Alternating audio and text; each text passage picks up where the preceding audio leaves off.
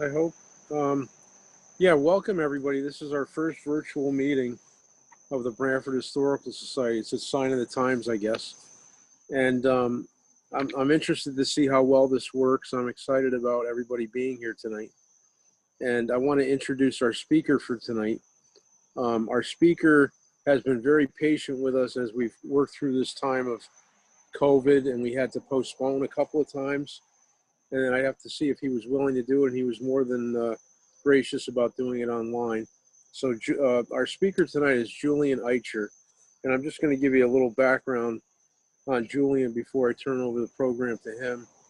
He is 27 years old. He's a Frenchman, and he is the president of the Lafayette Trail Incorporated. And there's a website called the LafayetteTrail.org that I'm sure he's going to mention tonight.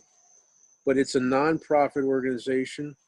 The corporation is the result of an idea which Julien first developed while he was interning as a junior diplomat at the Consulate of France in Boston in 2017. So it's a relatively new organization.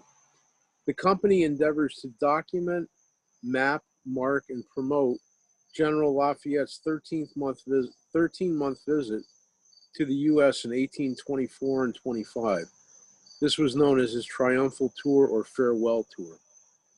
And a little bit about Julien now. He holds a bachelor's degree with double majors in history and geography, as well as 2 master's degrees in human geography and digital geographies.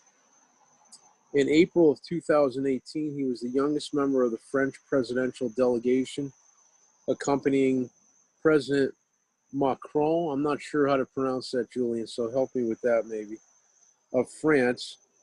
During his state visit to Washington, D.C., the Lafayette Trail project was formed for 3 reasons, and that was 1, to introduce Lafayette and his legacy to existing and future generations.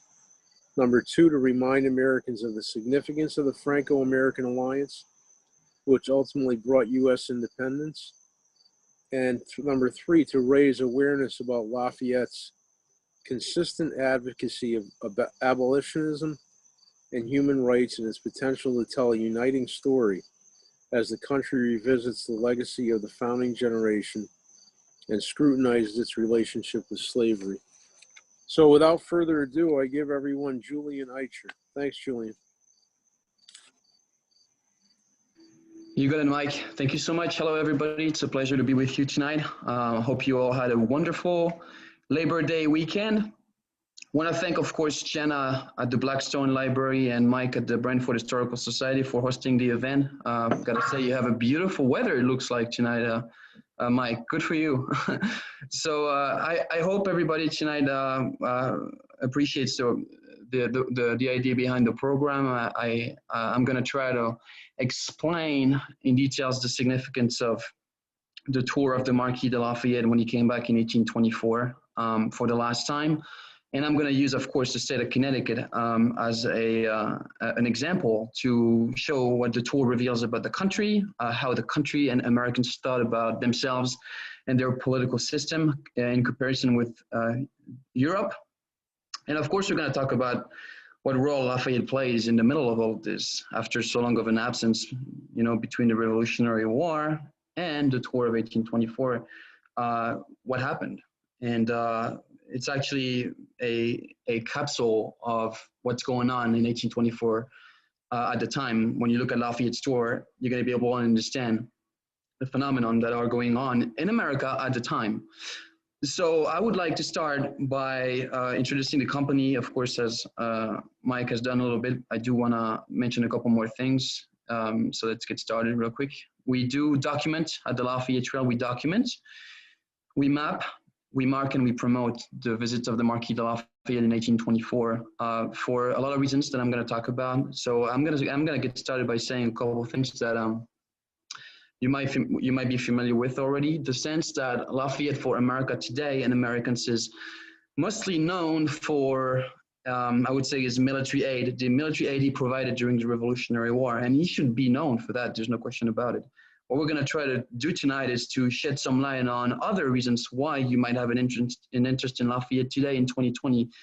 Mike, in the introduction, mentioned that America at the time today is going through basically revisiting, America's revisiting the legacy of the founding generation. And Lafayette's legacy really stands out when you compare with the rest of the founding fathers. And we're going to try to explain why and what kind of inspiration his legacy can be for the country today. So I want to start with this, obviously, the website that the Lafayette Trail has online. I encourage you all to go take a look at it if you haven't done it already. This is a website that has many resources, whether you want to hear more about Lafayette, who he was, the motivations behind his journey to America when he was 19 years old. We have a section about that on the website. We have all our digital resources, whether the map that will show Lafayette's stops all over the country, our marker maps. We install historical markers. I'm going to talk to you a little bit about this in just a moment, and other maps that we have, other resources, social media, of course, and all of that. So take a look at the website. I think it will be a nice experience, I hope. Our main resource on the website of the Lafayette Trail, as I said, is a map that shows you what Lafayette did in 1824. So let's take a look at this map real quick. If you can take a look at here on the screen, you will see this 25 now with West Virginia. You will see the 25 states that Lafayette visited in 1824, 1825. So you see a bunch of clusters, numbers here of different colors. So this indicates the number of stops that Lafayette made in a specific area, right? So if I zoom in, I can move around a little bit. So in blue here, the blue line represents the journey that he took in 1825 around the south mostly and the west, okay? So up the Mississippi here, going back on the Ohio, Kentucky, Ohio, Pennsylvania, okay? So this is blue, and in green is the route that he used in 1824, which is the one we're gonna talk mostly about tonight because that's when he visited Connecticut. So if I go on, I can zoom in, I see those clusters of points that are actually getting broken down into smaller numbers.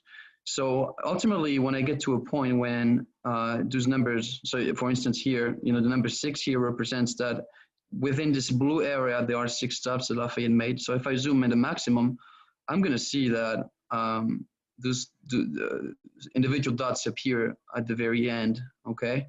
So I can click on one of them, for instance, and take a look at what shows up. So we have, for instance, the city of Lyme, Connecticut. You have a photo of the place where he had breakfast, Lafayette, on the 22nd of August, a caption of what he did. And you can take a look at the photo, you can download the photo. So we want it to be interactive. We want people to have a nice experience as they navigate our resources. You can change the base map if you want. I don't know if you like gray or if you like dark or if you like street view, whatever. You can play with it, you can make it your own. We want this experience to be as pleasant as possible.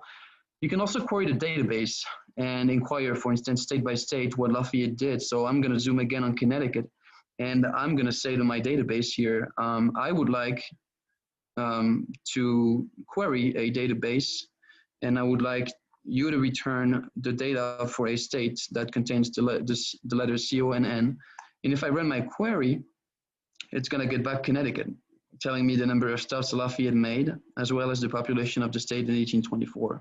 So I can download this data for whatever reason, if I need to talk to a decision maker, if I want to show it to kids, if I want to use it in another data set. It's interactive. So we want this data to be out there. We don't want it to be only on our website, but we certainly want to educate people about the significance of the tour. And that's one way we do it. And the second resource that we have is actually a marker program that we develop in partnership with the William G. Pomeroy Foundation. It's a foundation that's based in New York State. We have a great partnership with the foundation in which we are eventually going to install markers, at least 125 historic markers, Lafayette Trail markers around the country in sites of local, state, and national significance. So we have some requirements to consider a site for funding. Number one, of course, is going to be the presence of primary source documentation. So take a look at this design of our markers. This is one of our markers that was installed in New York State recently. That's actually the first one that was installed, and so far the only one that has been installed because, of course, of COVID-19. We had to stall a lot of our in-person events to abide by public health concern, of course, and orders from all the states that we operate in. So 25, as you can imagine, it's a lot. So the design is not an accident, obviously. What we want to do with this design, with the foundation of the Lafayette Trail as well, is to honor symbolically the national colors of both our countries. So the United States and France, they share the same national colors, blue, white, and red. You have a logo of the Lafayette Trail on top. And we have a straightforward message that focuses on the main events that happened when Lafayette was in a community, in this case here, Whitehall, New York. And we want people to take a snapshot at a marker and that it triggers a reflection, some thoughts about what is this marker doing here? And then what does it say about Lafayette? Who was Lafayette? Oh, really? He had a tour. I didn't know that. So yeah, he had a tour. So primary source documentation is what we require to fund those markers. So for instance, here I'm using Connecticut. There's a paper from Greenwich, Connecticut that shows you how Connecticut started preparing itself for the visit of Lafayette. And he was here very early during his tour, okay? He came to New York on August 16th, 1824. 4 days later, basically, he was on the way to Boston, and he started making stops along coastal Connecticut first. So August 20th through August 23rd, he traveled from Greenwich all the way to Plainfield, Connecticut, and entered Rhode Island. And then he came back a second time, September 3rd and 4th, 1824, on the way back from Boston, going to Hartford and get on a boat. I'm going to talk about that in a little bit. So this is an example of the sources that we require to fund a marker potentially. We also can use, for instance, a map. So if I want to place a marker at a site, I do want to say that the site, I can show the historical location for it and basically show using a map. For instance, here this is a map of Lyme, Connecticut in 1818. I can show the building that I'm interested in, that it was on a specific site at the time and that today it matches the location of a map that shows the site being at the same place for 200 years. So this is the way we demonstrate continuity in a historical event, whether it's the building or a episode, an event that's reported in the newspapers.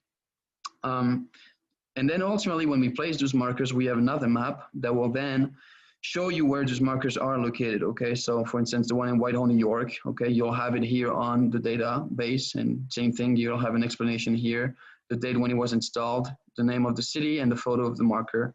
So we don't have a lot at the moment for a variety of reasons. Number one, COVID-19, but we should have more pretty soon, and I'm excited to share that with you tonight, some of them at least.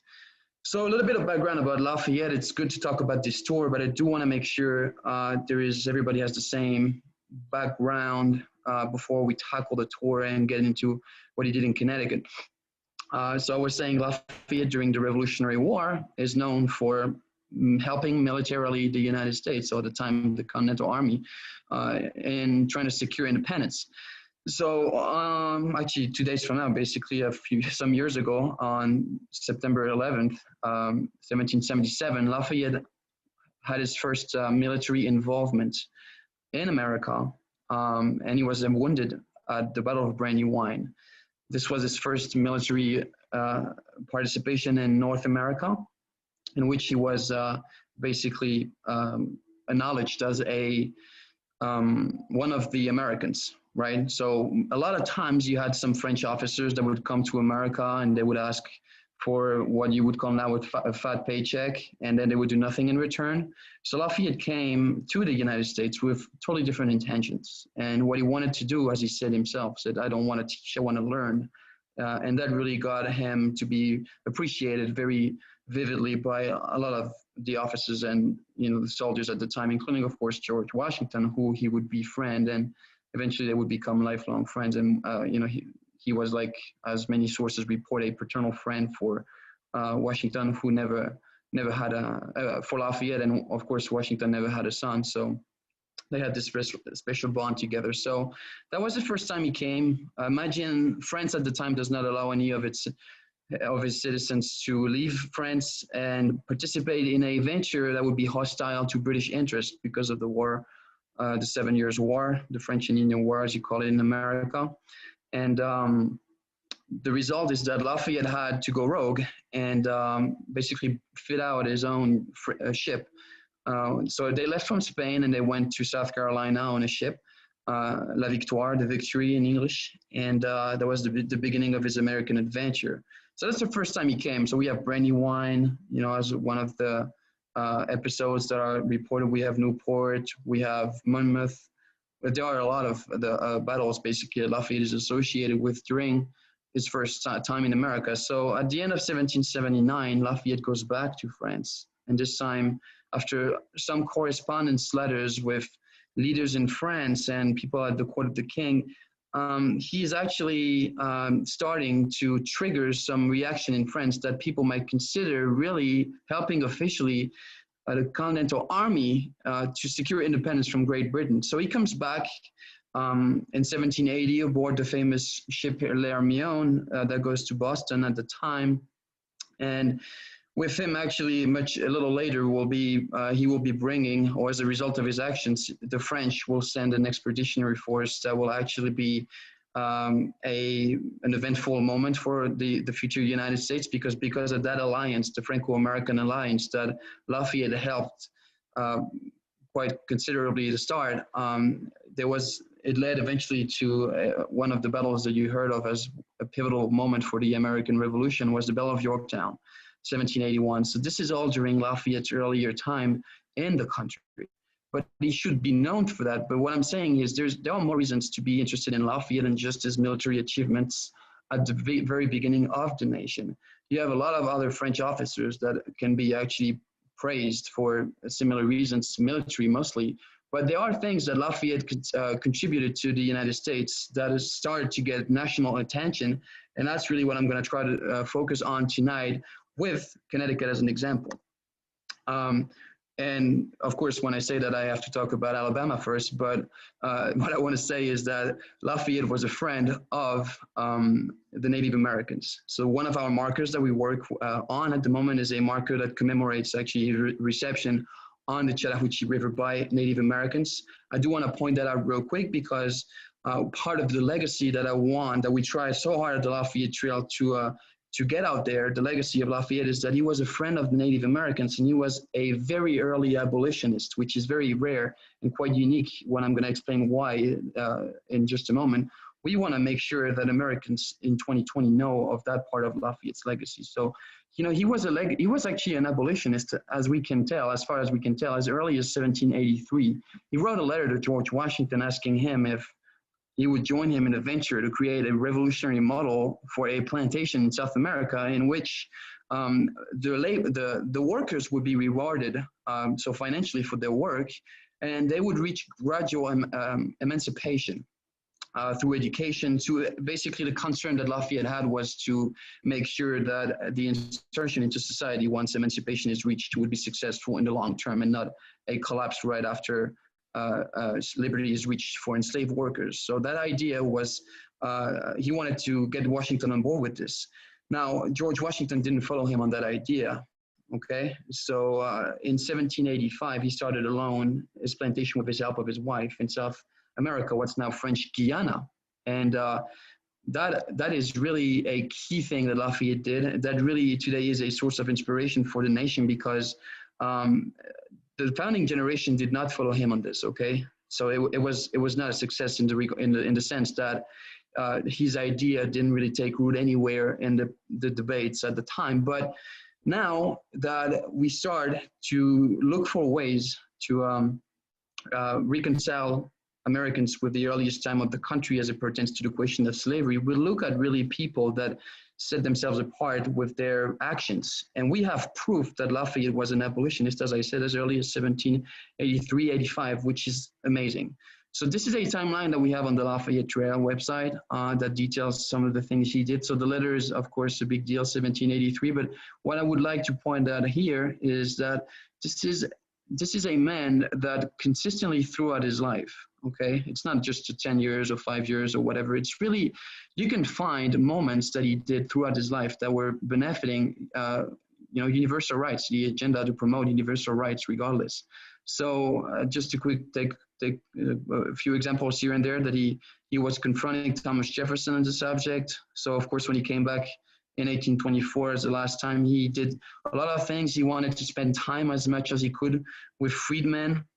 Sometimes cities would actually issue public orders to prevent enslaved workers from attending the ceremonies, public gatherings, and Lafayette would actually try to give them attention, to give in this case in Yorktown or Savannah or Columbia, South Carolina, give them attention, as he understood, of course, the status that he had in 1824. So he wanted really to promote this agenda, which he thought was in, of course, the national interest of the country. So this is a thing that I highly recommend you hear more about, or you read more about, Lafayette's abolitionist legacy. So that's a map of the Guyana, French Guiana in 1783 that I want to point out. So this is a little bit of background that I wanted to provide before we start with the factual data in Connecticut. And one last contextual information. So I told you 1777, the first time Lafayette comes to the United States, 1780, the second time. He does a limited visit in 1784, in which he's going to mostly help do some treaties between the United States and Native Americans. And it's mostly known for a visit at George Washington's Mount Vernon at the time. And then we have almost more than 40 years without any news of Lafayette in America at all. And this is a map we have on the Lafayette Trail that shows you all the towns named after him. So because of the census data and the way some cities qualify to be listed on the database or not, we came up with 47 towns or cities in the United States that are named after Lafayette or his castle of LaGrange. You can see that there are many of them all the way through California.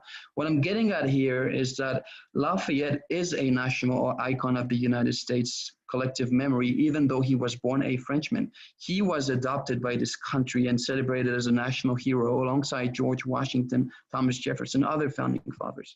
And this map shows you exactly why the tour of 1825, which is the last time he came to the country, is really relevant for many today.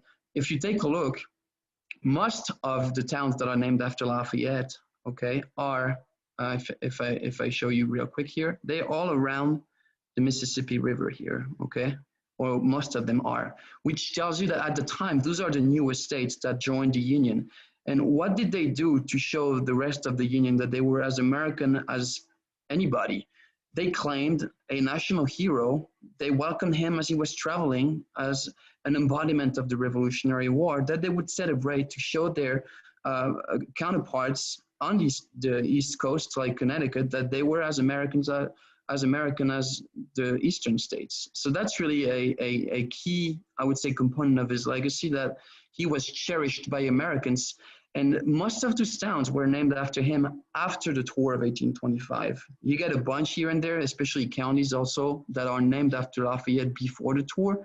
But those are really exceptions in the sense that most of them were named after the tour of 1825. So I will move forward here a little bit. This is a quote from the governor of Alabama that shows you exactly what I just told you, that he believes the governor of Alabama, Lafayette, is basically a national hero, and that he's giving them a favor by showing up physically to this part of the new American Union, okay, new parts of the Union, and witness what happens when you let liberty spread to the West.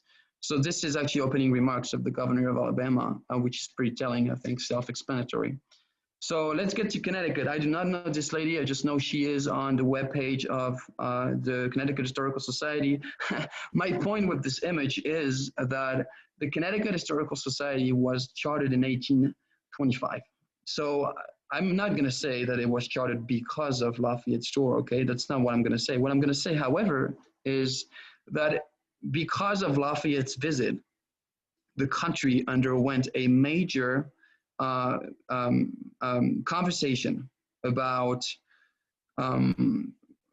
historical preservation. Who are we as the United States? We are 40 years old, maybe a little more. We don't even know if our political system is going to work. But the fact that Lafayette is coming back, a European, an elite, wealthy family, a prominent European, an international crusader for human rights. The fact that he comes back and endorses the political system tells us Americans that, yes, our country is actually unique. Our political system ought to be preserved, and we should start looking at our founding moment, which is the Revolutionary War, a little more seriously. we should try to preserve our legacy. We should try to organize ourselves at local, state, and federal level in order to make sure that going forward, we will have the tools to preserve our history. So that wave of historical awareness translates into the chartering of historical societies, as I said, at different levels. So indirectly, for instance, in Pennsylvania, the old Pennsylvania State House was renamed because of Lafayette's visit in 1824 as what you now know as Independence Hall. So in Connecticut, it's not absurd to suggest that later on, a year when the excitement is going on, it's not absurd to suggest that there might be an effect. All this enthusiasm triggered by Lafayette's visit could potentially play a role in explaining why some states like Connecticut decide to create a historical society the same year. Pennsylvania is the same way. 1824, Pennsylvania creates its own historical society. Okay, take a look at this. Population of the United States in 1780. You can see mostly that it's around the East Coast. I'm gonna use my little slider on the left here that you can see, and I'm gonna slide all the way to the end, 1830. Now you see the difference?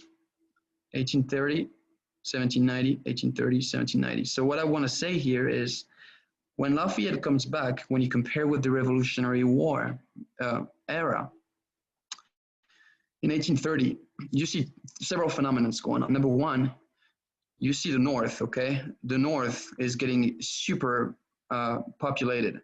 This is due to the birth of major American cities, ports like New York City, for instance, Boston. So the North is getting industrialized. So, and that happens mostly around urban development. And you see, number one, that effect of the urban density that increases and translates into these circles here on the map. You see also something that's going to lead to civil war, 1 or 2 decades later, which is a North that's industrially powered versus a South that relies on agricultural economy. You see that divide. And the last thing you're going to see, of course, when you compare 1780 to 1830 is the population of the Western states. So the Western states are basically getting populated and they generate competition for the Eastern states. And so you have all of that going on in the 1820s. And I wanted to say that because the regional context in which Connecticut is an industrialized area with ports, with projects like the Erie Canal in New York that are opening new spaces, so generating new ways of income and creating new settlements that are competition for states like Connecticut. So what's interesting about Connecticut is, if you take a look at this, in 2016, US Census Bureau data showed that, as you can see, most of the states' trade partners in 2016 at the time in the US, they all have Canada, almost all, 2/3 have Canada as main partner. Especially is true on the East Coast. I mean, except Delaware, United Kingdom, and which one? Connecticut, that has, interestingly enough, France as its first trading partner. So that actually, I wonder why. I mean, why is that? You can be just as surprised as seeing France, #1 trade partner of Connecticut, as you can be seeing China, trade partner #1 of Louisiana, right? That obviously has French and Spanish, but no. So let's take a look at this. Why is Connecticut having France as its trade partner in 2016? So what I want to say is there a way history could play a role in explaining why Connecticut has that trading relation with France? So I want to show you this. This is, of course, you can read the text, and that's not the point. The point that I'm making here is, this is a chart. This is actually the original chart of the colony of Connecticut. That was done in 1662. So a little bit of context, we're right after Oliver Cromwell, whether you know him as the Lord Protector, or as he's more widely known in France, the Kingslayer.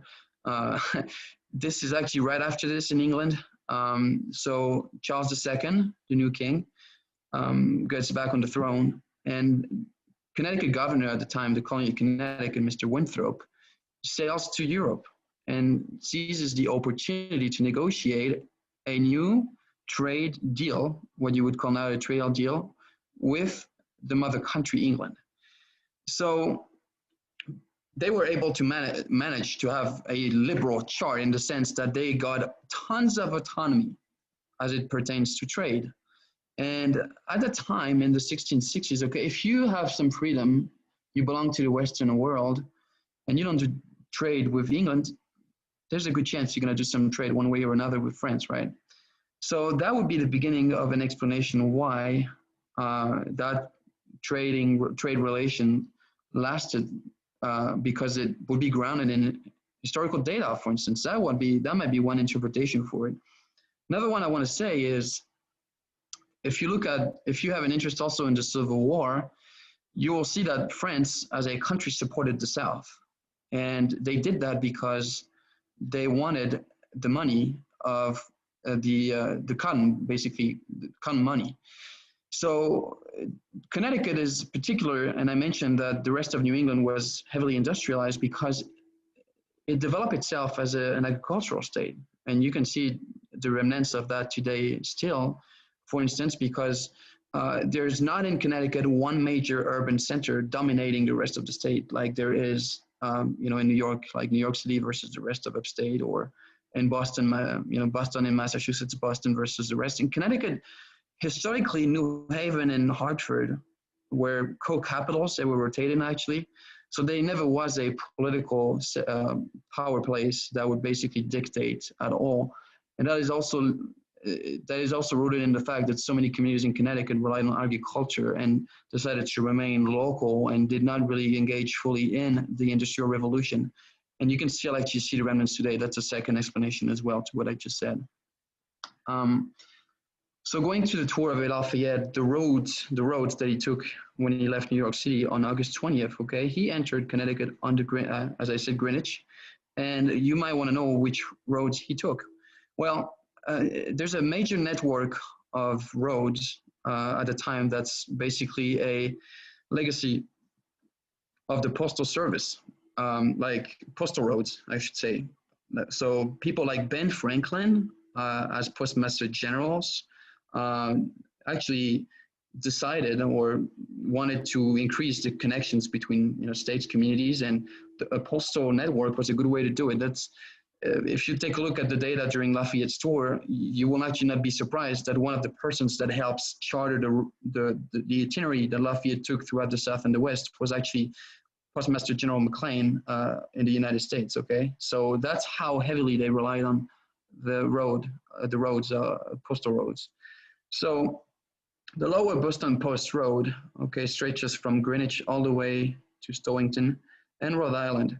So what Lafayette did on the 20th, he started here. He spent a night in Bridgeport, Connecticut, went all the way up here, New Haven, through Branford, of course, Guilford, Saybrook, where he spent the night, that second night, okay? Then Lyme, New London, and then in New London, he veered to the north and headed north here through Norwich, spent a night up here in Plainfield, Connecticut, and then entered Rhode Island, went to Providence, and then ultimately all the way to Boston.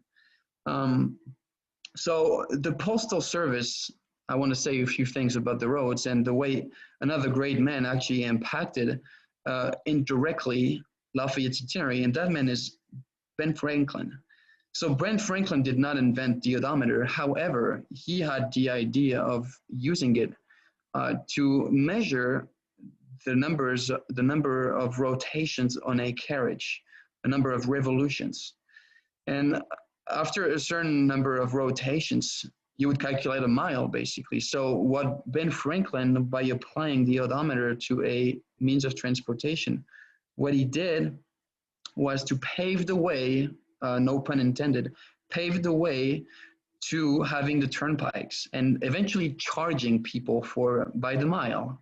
So that led to, of course, new roads, okay, that no longer run on the coastal line of Connecticut like those ones that, if you follow my pointer here, but instead were more geometrically straight, like Route 1 here around New Haven, and also more connecting the hinterland in the sense that it was no longer relying on ports, but it was literally connecting to be faster. So increasing the time, diminishing the time to go from point A to point B and charging by the mile. So if you look at this, actually, what I want to show you here is the ports historically. The first layer of post roads, very first one before the turnpikes, very often they went through the downtown of these coastal towns in Connecticut, including Branford, because the mail was delivered on a ship. So the ship comes in, then the mail is dispatched, but the point that the mail delivery originates from is the port. Now, when you switch the method and you go to a carriage-based delivery of the mail, you actually open up what's behind the hinterland, basically, what's behind the ports. So you open up new territories to agriculture. You have these new coastal turnpikes that connect cities together, and actually not even within Connecticut, but also between Connecticut and Massachusetts and New York. So those are key facts in understanding why Lafayette's Road was what it was. And it's actually due to a whole variety of parameters, whether it's technical inventions, people like Ben Franklin. So it can be a lot of things. And have to remember, Lafayette has to travel 25 states as the nation's guest. And the more he travels, the better, because the country is so divided at the time in 1824. You have this presidential election that's dividing everybody, whether you support Andrew Jackson or William Crawford, Henry Clay, or John Quincy Adams. Everybody has its own, its champion. And so, but Lafayette, by traveling all over the country, is able to unify even more effectively the nation. So literally, the faster he goes, the more united the United States is. Basically. So the turnpikes. This is a paper, a gentleman that wrote a paper, actually a reporter that followed along Lafayette's journey. It's kind of a joke. I don't know. It's funny. It's silly. Whatever how you want to look at it. I think it's silly. So you take a look, and you can think of it on your own. But the idea basically is that there is a toll gate. The toll person collecting the toll says in Stratford, so right before New Haven when you come from New York. This reporter says to the woman, "Wow, you're getting tons of traffic because of Lafayette today. That's amazing. I bet you get tons of money." And she says, we do, but we don't charge the marquee. But for people that are so far behind him, you got to pay. And I just love the last sentence here, because he was totally humiliated, of course, this guy. And the last sentence is, "This last remark quickly brought a York shilling out of my pocket for toll. And yes, you may well suppose I hastened to get out of her sight and the range of her wit." I think it's funny. Next slide. So when Lafayette, he goes through coastal Connecticut, he goes through Branford. The papers mention in Branford that actually the locals received him on the way. They do not necessarily point out any building in Branford, not that I know of. I know the Harrison House. I've been there. I remember 3 years ago, a lady, I don't know if she's still with you, Mike, Jane, that actually gave me a nice little tour of the house and showed me the flip glass that you guys have in there. So that was great. And so Lafayette, actually, when he came to Branford, I don't know that the newspapers show anything about the Harrison House, but they certainly mentioned that some activities were going on in Branford at the time. There's no question about it. So when he leaves Connecticut, goes all the way to Boston, we're at the end of August here, 23rd. And then early September, he comes back from Boston through Toland, Stafford Springs, Toland, and then ultimately Hartford. So this is here a copy of the address of Governor Walcott, the governor of Connecticut at the time, that he gave Lafayette at the Connecticut State House, which is now the old Connecticut State House in Hartford. We're actually trying to place a market there with the state of Connecticut and the nonprofit that administers the site, making great progress. So I do not expect you to read the text here. I'm not criticizing the handwriting of Governor Walcott, no way, but I do have a transcript for you to make it better, just in case you need it. So he says at the end, every club of citizens, okay, you can read, would instantly recognize in you an illustrious benefactor of the US. And he finishes by saying, I wish you, that your life may be prosperous with a happy transition to a glorious immortality. That's a great, during the trail, I've met some governors, nobody ever wished me a happy transition to a glorious immortality, whether I do something wrong or I'm too young, so they still think I'm immortal, whatever the reason is. Nobody never told me that. So I must do something wrong, right? So when Lafayette comes to Connecticut, he is striked, and actually his secretary, Mr. Levasseur, is just as striked as well by three things. Three things that, according to them, explain why Connecticut is a successful state in the Union. Number one is religious freedom. That's what it emphasizes. The Secretary of Lafayette emphasizes the liberty of religion, something called the Blue Laws that were protecting activities on a Sunday, were prohibiting activities on a Sunday to make sure that churches didn't have much competition. So as you can imagine, Lafayette is a troublemaker. What does he do? He travels on a Sunday. And it's not clear whether he knew that he was breaking the law or not. But of course, the newspapers at the time, they took great pleasure in reporting that the law didn't apply to him, maybe unbeknownst to him, whatever the reason. He traveled on a Sunday. So number one, Levasseur and Lafayette are head by religious freedom in Connecticut as a pillar of the success of the state. Number two is education. And they really emphasize the importance of a central education, providing in each community a grammar school, and that every little community could teach basic skills at little expense. And I think it's pretty funny to have little expense on the same line as Yale College. So funny how things change over the years, but they do emphasize that it's very important that an affordable education be given as an opportunity in every community in Connecticut. So obviously, he's praising the public system at the time of schools that are educating Connecticut residents. And the third point that he makes in the state of Connecticut is, of course, invention. So there are three inventions that he refers to: the Chittenden machine, the machine of Miller and Whitney, and the machine of William Humphrey. I recommend you, if you want to do further research about what they're about, I highly recommend you do that. But I'm just going to tell you that they're all pertaining to agriculture, directly or indirectly, which also confirms the point I was making earlier today, actually earlier a few minutes ago, about the fact that Connecticut is strongly an agricultural state, because guess what? The inventions that Connecticut is praised for pertain to the agricultural field.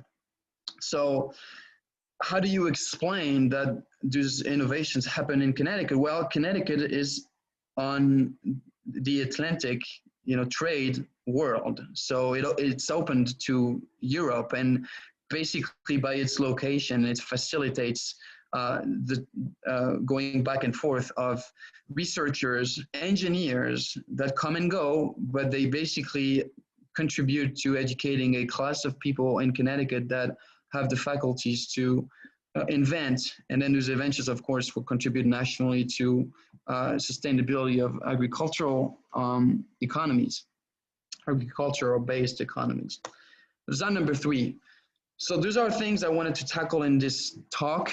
It goes by very quickly. I've been already speaking for more than 40 minutes, so I'm just gonna wrap this up. I wanna say a few things to wrap this up. We have published for Lafayette's birthday 3 days ago the first issue of our newsletter, Be My Guest. Of course, it's a pun because Lafayette was the nation's guest. We have very nice contributions in it, such as an explanation of what our markers will be. So here is an example of our markers, future markers that will have their story told in our newsletter. The trick about the newsletter is that it is a benefit for our members. So for instance, we have this wonderful contribution of Dr. Kramer. So for those of you who don't know Dr. Kramer, he's a leading Lafayette expert that teaches at the University of North Carolina at Chapel Hill. And he made a wonderful contribution that we're so grateful for about the emergence of American national identity, which I was telling you about a little bit in this talk, that the tour of Lafayette is also about reassuring Americans about the viability and the sustainability of their political system. So Dr. Kramer weighs in with a lot of detail and knowledge about that. And his contribution is exclusive to the Lafayette Trail. Be my guest, and is available for our members to see. So if all of this is something you have an interest in, if you have an interest in, I do recommend that you join the Lafayette Trail as a member. We actually are in dire financial situation right now for a variety of reasons. So we do welcome any contributions that you could make to make sure that the project, as we grow to include the 25 states, between now and 2024 is brought to fruition. So there's a lot of expenses involved. 25 states, as you can imagine, is thousands of miles, and it's tough. It really is. So we do welcome, we hope that you will join after this conversation, that this the idea that I just talked about, whether it's Lafayette and abolitionism, Lafayette and the Native Americans, or Lafayette as a national icon. For all of these reasons, I believe basically that in 2020, he has a unique relevance in this country. He has a unique voice, a unique message. I think it's a waste if we don't put it out there. So we do try to do it as much as we can. Of course, we're limited with funding. So we do hope that you will help us and assist us and join the trail to get all those benefits, whether it's a newsletter, those videos we're going to do, or updates about the market dedications that will be going on in your area. We got a marker approved in Tallinn, Connecticut already. We have, as I said, we have many in the works. We have one in New London that we're working on. We have one in Lyme, Connecticut. We have one in Hartford. So in Connecticut, we have 4 markers already. And there's certainly an enthusiasm about that. So it's very simple. If you want to join the trail, you go to our website, lafayettetrail.org. Everything is explained if you want to become a member or make a contribution or both. It's very simple. And I also recommend that you follow us on social media. We do have wonderful news to share every once in a while. Key moments like Lafayette's birthday, they are not to be missed. And it's just an easy way to get in touch with us and just not miss on anything as the company tries to cover 25 states and make sure that everybody is covered and not left behind. We want to tell the story of Lafayette's legacy and the fact that it welcomes everybody. Okay, I just talked about Native Americans, African Americans, the military also. We have sites that are military lands. Okay, let's go back here. Where is it? Here. Schuyler House and Gallatin House are 2 National Park Service sites that are respectively in New York State and Pennsylvania, but we have so many markers on military land. I'm not going to name them for the fact that the process is very complicated and I don't want to make any promises that then we cannot deliver on. But we have very exciting news with federal property, military land, and we have some national markers that are going to get some national news pretty soon, for a fact I know. And this is all going to happen pretty soon. So this is a presentation of what we do at the Lafayette Trail. We hope that you enjoy that. I don't know how we're going to get the questions now. I think you can, I suppose, one by one unmute yourself if you want to ask the questions. I think Jenna said, and Mike, I am willing to answer any questions you may have, of course. And you obviously can communicate with us via email. There's no problem at all. So as far as I'm concerned, I'm done here, and I'm going to respond to your questions as you have them. Okay. So let's see. Maybe Mike or Jenna, you want to say something here, or want to? Well, I just wanted to say it was a wonderful presentation. I learned a lot tonight that I didn't know. I'm in the dark here. Sorry, folks. But I'm really impressed with the depth of knowledge that you have, and the website looks wonderful. I'll tell you. I don't have any specific questions right now, but Matt Rudolsky, our president, said we have information about where Lafayette actually stopped in Branford. Okay. Are you around, Matt? Well, I'm happy if you can send me whatever you have. I have some already. I have papers. As I said, it doesn't go very specifically on what Lafayette did, but for our markers, I will mention to you that we require your primary source, okay? So it has to be from 1824, 1825 for us to be able to use it at all. But okay. Send me whatever you have, please. By all means, I would love to take a look at it. Yep. So maybe, I suppose, if Ashley is our social media coordinator, Ashley Jordan. She does a fabulous job at the Lafayette Trail. And I think, Ashley, if I don't know if you can unmute yourself, but if you can do that, why don't you just read a few questions and we'll just we'll just take it from there. Well, good. Happy to. Hi, everyone. The first question that I found in the chat is from Susan Long. She says, I know that both Republicans and Federalists used veterans in their public events in order to promote their political ends in the 19th century. Two questions. First, during his tour or otherwise, did Lafayette ever do public events with other Revolutionary War veterans? And second, did he formally or personally identify with one party or the other?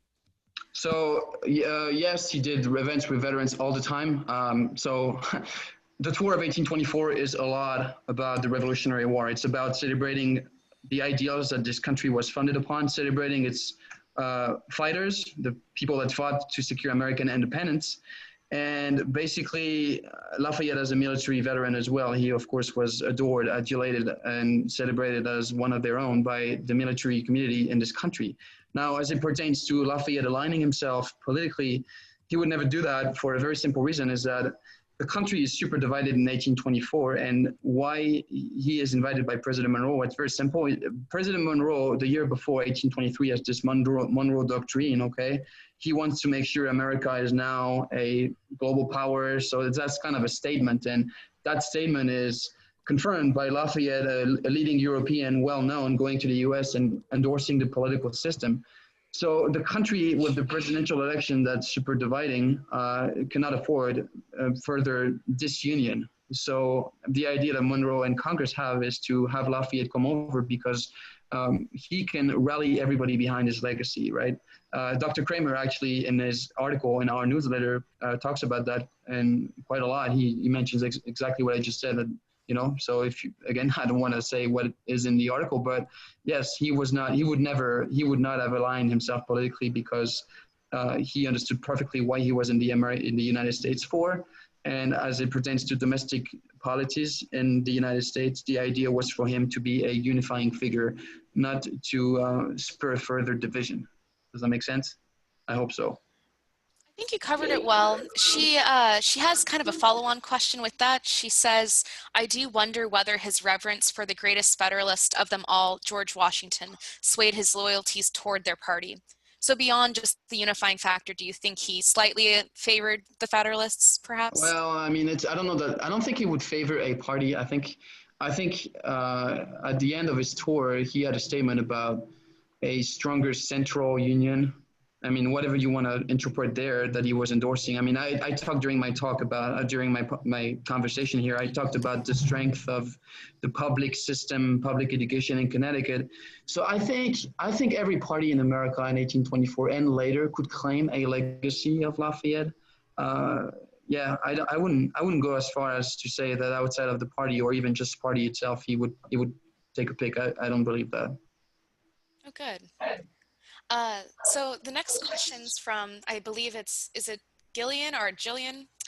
Either way, sorry for my mispronunciation, but we have a visitor from England, and their question is that he or she, I can't tell, I'm so sorry, that they want to do a Lafayette tour, and they're wondering, how does that happen? Is it a commercial venture? Like, do we have it established? What would that look like? Well, I'm working on an app. Basically, I'd like people to use this website and the map I just told you about. I would like that you basically turn on like your GPS and it shows you which marker is next to you, and then you have information about where to stay overnight, and then the local historical society that they can tell you what they have about Lafayette. So this is in the works basically as we prepare for the bicentennial of 2024. There's a lot going on. A lot of my time is already taken by fundraising and placing markers, but I do want to make sure that there is actually a possible trail that people can follow and then just stop from one place to another in order to find out whichever information locally is available as it pertains to Lafayette. I think it will be very good to have that ready for 2024. So Jillian, just keep in touch with us, and I think we'll have some answers for you practically on the ground pretty soon, I would hope. Good. I think one thing that it will also be wonderful is that we're hoping that once people do go on the trail, they'll take photos and share their journeys with us. So we're looking forward to that. So the next question was from Heath, and they're asking, is this being recorded? Yes. Did you want to share about our future ideas about the video platforms? Well, we're gonna have some videos that we're working again. It's about fundraising. If we have the funds available to do that, we would like to do some videos to cover those dedication ceremonies. I think, I mean, videos are very expensive again, 25 states, let alone the geographic coverage that we have to do it. I mean, it's a lot of money. We are gonna get ready with platforms, whether it's Vimeo platform or YouTube platform. We're gonna anticipate that we're gonna have some ground up support eventually. I hope that turns out to be the case. And then we will be advertising this on our platforms virtually because, you know what, with COVID, it's very simple to keep in touch with people virtually and put those educational contents out there online for people to see. They don't expire. They don't get old. Maybe they get old with the quality of the video, but point is you can take a look at the video from home, safe and sound. You don't have to go anywhere. You don't have to shake anybody's hand if you don't want to, and it's really just a good way to do it. And I think we should embrace that fully. We already do. I mean, you get a sense of the strength of our digital resources at the Lafayette Trail. We want to do that, and I think video hosting platforms are just going to be a natural follow-up on our approach. Wonderful. We have a great comment from Matt. He says, I'm joining the Lafayette Trail tonight, and I invite all attendees to do so as well. And please, if you're not already a member of the Branford Historical Society, please join us too, so that we can continue to support programs such as these. So I think that was really important to highlight. And, oh, sorry, go on. No, I just said thank you so much for the kind note. That's very nice. I'm grateful. Yeah, we appreciate it. Following up with that, people are recommending Turn, Washington Spies, which is a great historical series founded with the American Revolution, and Lafayette features throughout it all. So I recommend it. It's really great as well. Perfect. And then Scarlett asks, do you have a story about Lafayette's tour that not many people know about, either a funny story or an interesting fact that's not well known? Oh yeah, we always have plenty. I mean, one I can think of right now is about a little dog that Lafayette had. He became very fond of that dog. Actually, it was quite a struggle for a long time to document that. And we're very lucky at the Lafayette Trail to have an amazing treasurer and researcher that actually did quite a lot of research to make sure that this story was substantiated. So yeah, he actually had a little dog that was traveling with him. His name was Quiz. And the little dog actually disappeared at some point throughout the journey. But we do know for a fact that he was still alive in Georgia, that Lafayette had traveled with him, and that eventually, when he gets to Boston in June 1825, by that time, there's another primary source document that actually tells you that he disappeared. And that's all I'm going to say. I'm not going to tell you where the data is from or anything, because we actually want to write a story about this in our newsletter for members. But we do have stories like that quite a lot. I mean, I can tell you so many things about diplomas that were given to Lafayette as an honorary gesture for his commitment to American freedom. We have all of this data. The point I want to make is I've spent a year doing research on this, going with my little car with a New Hampshire license plate all the way to Louisiana. I've been to 320 cities and towns, okay? I have so much data that I can share, your head would spin. And I just want to publish it in the newsletter soon. But those are two stories that I can think of because I think it's very cute with the dog. And the honorary degrees, it shows you how revered he was around across the country. And I believe that we'll be having different people on future talks and lectures to discuss different aspects of the trail or different topics or parts of Lafayette's life. So whether it's in the newsletter or in our discussions, I'm sure we'll be able to share a lot of other great, unique content with you all. Betsy asks, how did Lafayette survive through the French Revolution and Napoleon? So the French Revolution was kind of a struggle for him. So I told you about the revolutionary plantation he started in 1785. So that collapsed in 1792 because of his situation in France. Okay, so what happened in Lafayette in France is that, unlike in America, Lafayette is not in France celebrated as widely as he is today because he was never a national icon. Matter of fact, he was very early on. Let's put it like that, when the revolutionary leaders during the French Revolution took over the government in Paris, they did not want Lafayette on their side because Lafayette always wanted to maintain a constitutional monarchy. He didn't want to get rid of the king at first, at least, and actually never did. And he didn't believe that if a system properly reproduced like the US in France, transplanted like that would work. He wanted to maintain the king, and people did not follow him with that. They actually wanted to capture him, and the rest. Basically, if they had captured him, so they did not capture him. As a result, he had to relinquish his military command in 1792. He fled for his life. He was captured and spent 5 years in jail. So he was freed in 1797. Now the relationship with Napoleon is that when Napoleon takes over after the craziness of the French Revolution, and this is all in a nutshell, okay? But the idea is that Napoleon frees Lafayette. He wants Lafayette to serve in his government because he understands that Lafayette is a very popular figure, nevertheless, with the people, not with the leaders, but with the people. He thinks it would be a great political asset to have him on his side, but Lafayette refuses. Because Lafayette does not want to get along or doesn't want to do anything, does not want to have anything to do with Napoleon, he does not play any major political role in France's history for another 10, 15 years. Actually, he comes back as a minority leader, sort of, if you could say that, now in 1918. So if you connect it with the tour that I talked about tonight, Lafayette once in 1818, 1820, when France goes back to the Bourbon Restoration, so the family that ruled France for so long, actually they have a little bit of a time frame when they go back onto power. And Lafayette at that time, it actually coincides with him going to the United States. And the idea is also to bring back the lessons of the American experiment to see if we can improve upon the political system in France. So that's why he also was very careful about Louisiana, because Louisiana had such a strong French background that he was hoping he was hoping to find out the answer at the question, how can the French be compatible with a republic, democratic ideals? And he was hoping he could find the answers in Louisiana. That's why he spent so much time there. I mean, usually he spends a night or two in a town, but in Louisiana I spent almost a week. And so yeah, I guess I've gone a little too far here, but I think I provided an answer, hopefully. I think so. And on that note, I know we're getting lots of questions right now, and I know we're past the hour mark, but maybe we'll take a few more questions before Matt wraps it up. Yeah. Okay, good. The following question was, is the U.S. government funding this project? No, we actually rely exclusively on donations of people like you and some foundations that we try to apply to. COVID doesn't make anything easy, obviously. And the fact that our project is 25 states, when you apply to a grant in Boston, they don't like the idea that their dollar is going to benefit Alabama. And when you apply in Alabama, they don't like the idea that New Hampshire is going to get a little bit of their money. So it's complicated to actually get some money by state societies.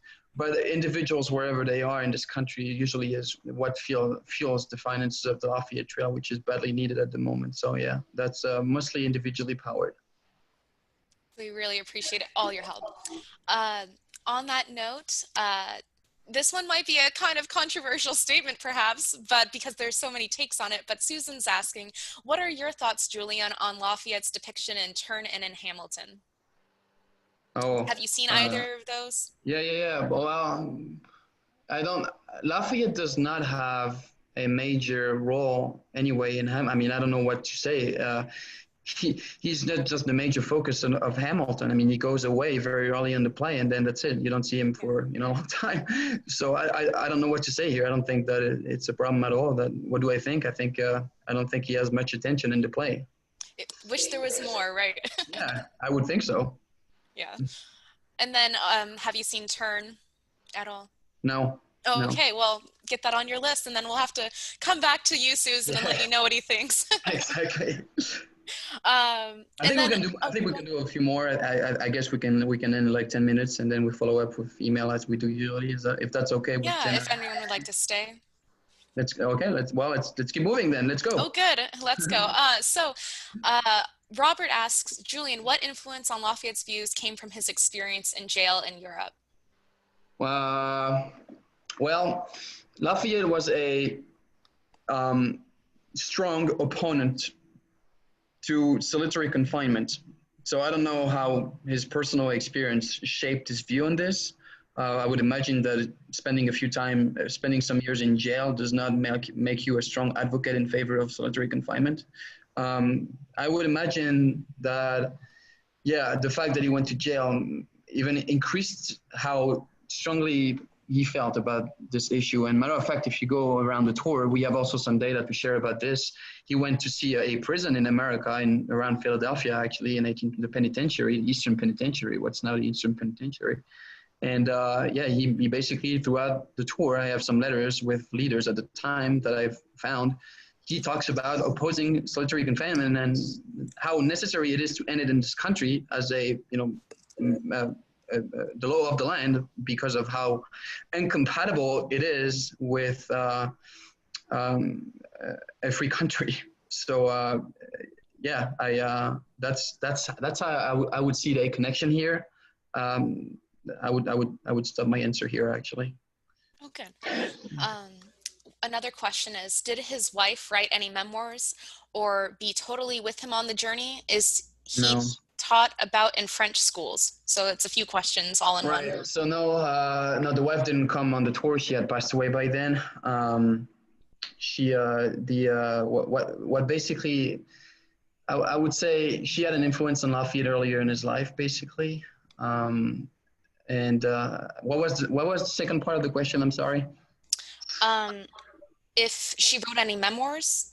No, we not any major writing that we can use as. I haven't been able to find anything major that I could use for my work. I know, of course, she was active in the plantation that they try to do in order to revolutionize and end slavery early on in America. But that's really her most, I would say, successful commitments to Lafayette, except the fact that she actually went to join him in jail when he was in jail for several years. What a great proof of affection for him that it was. It's amazing. These are two things that I would think stand aside and show how great of a woman she was. I don't know about the writings, though. I don't know. Okay, and then the last one on that was, is he taught about in French schools? No, well, he started very quickly.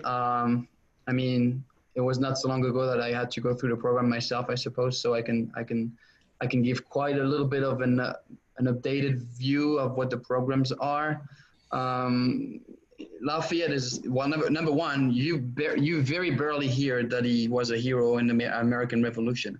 The programs really focus on the fact that he played a role in the French Revolution. He was, the Declaration of the Rights of Men of the Citizen, that was him. The National Guard, that was him. The French flag, the colors of the French flag, that was him. So I think that's really, they don't even go farther than that at all, because they don't have time. They have so much to cover, and I get it. It's not like I'm criticizing the programs. Maybe now that I'm so much into Lafayette, I wish they would do a little more to the kids in France so that they would make them more aware of that American connection that I myself discovered later on in my life with the United States. But I also understand they don't have much time to, drill down on a person. They have to cover the French Revolution in so many hours. You can only do so much with so many hours. You know what I'm saying? So that's what I would say. Yeah. Oh, good. Now, there's a few questions that seem similar. One is very specific about George Washington's relationship with Lafayette, and they're asking about, is it a romantic relationship? And the follow-on questions are similar, asking what was his relationship with Thomas Jefferson and Alexander Hamilton. Sure. So with George Washington is more of a, and that's my take at it. I like to say, like, it is a, it's more of a natural friendship that they have between Washington and Lafayette. They get along very well. As I said, George Washington was kind of a father figure or a paternal friend for Lafayette. Washington didn't have a son, and Lafayette lost both of his parents at a very young age. So they had this connection that was more of an intimate connection, I would say. Whereas with Thomas Jefferson, what I have found during my research is that although they met also early on during the Revolutionary War, it is a friendship that is based upon correspondence throughout the years. So he also talked about ending slavery with Thomas Jefferson, throughout his life. But of course, George Washington died in 1799. So, at the time, Lafayette was still young, and he basically didn't have all those years to communicate with George Washington. All he could do is pay respect to Washington at his grave, at his tomb in 1824, right? That's all. But with Thomas Jefferson, what I like about that is that, you have so many things going on in the 1800s. I mean, Jefferson becomes president. They all talk to each other with letters. I found a letter that Lafayette talks about. Congratulations, Mr. Jefferson, on the purchase of Louisiana. It will be great for the country. By the way, a couple of days ago, I broke my hip. I mean, this is kind of how intimate they were. He talks about two things totally different in the same letter, only separate by one paragraph, one from another, right? Like I broke my leg, and by the way, congratulations on buying Louisiana. So you find this level of intimacy with Jefferson that's achieved throughout the years because of regular correspondence, whereas with George Washington, it was more of an, feelings, natural feelings as friends, as father and son, kind of, I don't want to say father and son, it's kind of a little too much, but a paternal friend is a good way to put it. So yeah, there's hopefully that answers the question. And as for Alexander Hamilton, I suppose, same thing. He died very early on, actually, so he didn't have the chance. But he did not have just like Washington and Lafayette had. He did not have the close bond that he had with Washington, except of course the fact that they served together at Yorktown, and that the story of Yorktown is usually told with the two names Hamilton and Lafayette, inseparable from one another. And of course, the play Hamilton kind of brings them together even more. But I wouldn't go so far as to claim that they were super close as Washington and Lafayette were. Oh, wonderful. I think that covers quite a few people and relationships in a really short time period. So hopefully that answers most people's questions. I think this will be our last question for the evening. Okay. Is from Kaylin, and she asks, did Lafayette ever meet Angelica Schuyler that you know of?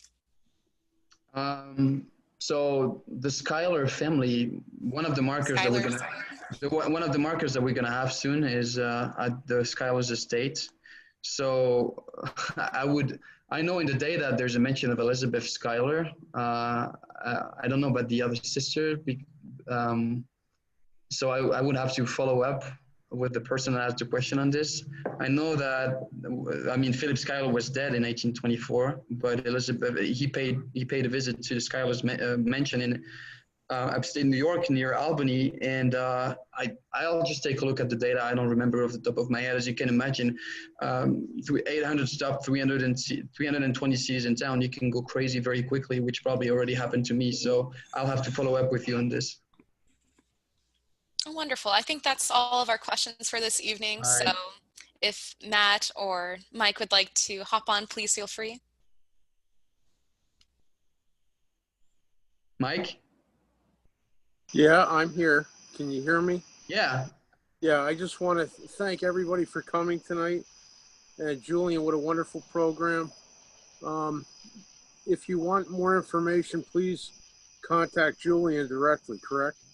Yeah, absolutely. The LafayetteTrail.org. There's a way to contact us, inquiries at the LafayetteTrail.org, or if you want to get all the newsletter things and everything, you also can become a member. Yeah. So. Okay, great. And Ashley, thank you for taking all the questions, and a special thanks again to Jenna for setting all this up. So thank you, everybody. I'm going to sign off now. Have a good night.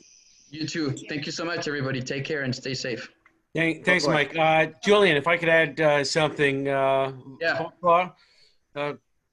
Couple quick notes. I'm the president of the society, and we really appreciate you being available for this. We so much would have loved to have you in person in Branford. It would have been great, but this was a great stand-in. We thank Ashley for her work. I thank Mike, who takes no credit whatsoever, but does a great job setting up our programs and being the go-between and getting all this done. The personnel at the Blackstone Library, Mike knows exactly who did all that great work, and I'm sure he'll reach out to them.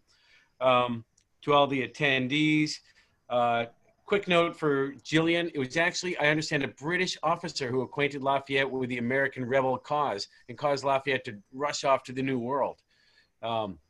Happened in the city of Metz, I believe. So that's a fascinating little bit for any Brit who's tuned in. Oh, and also Lafayette, I understand, was joined in his jail in Olmütz, Germany, by his daughters as well as his wife. Yeah, correct. And they sewed clothing for him. That's amazing. So as a final note, thanks to everybody involved. This was great. I hope that we can do something again. I'll recommend this to other historical societies. Julien, if you want me to. It might be too draining for you. You go right ahead. We will welcome the opportunities. No problem. You might say no. No, that's all right. I enjoyed it. I mean, I'm very at ease with digital technology and everything. I love that. I mean, I wish we could all get together, but I understand. So if you want to say trop de travail, that's fine. No, that's all right. I mean, we have a lot of work, but it's always great to share that info with people. It really is. And as I put into the chat, 2 final notes. I'm going to be joining the Lafayette Trail tonight because I think that it really deserves our support. I'm going to push for getting a plaque erected in Branford so that people have more of a sense of that history. Okay. And of course, for any attendees who are not members of the society now, we of course want to keep bringing you these programs, and we need your support to do it. So Julien, Ashley, everybody involved, Mike, all of our volunteers, and everybody at Blackstone, thank you very much. You got it. Have a great night, everybody. Bye-bye. Thanks. Bye. Thank you, everyone.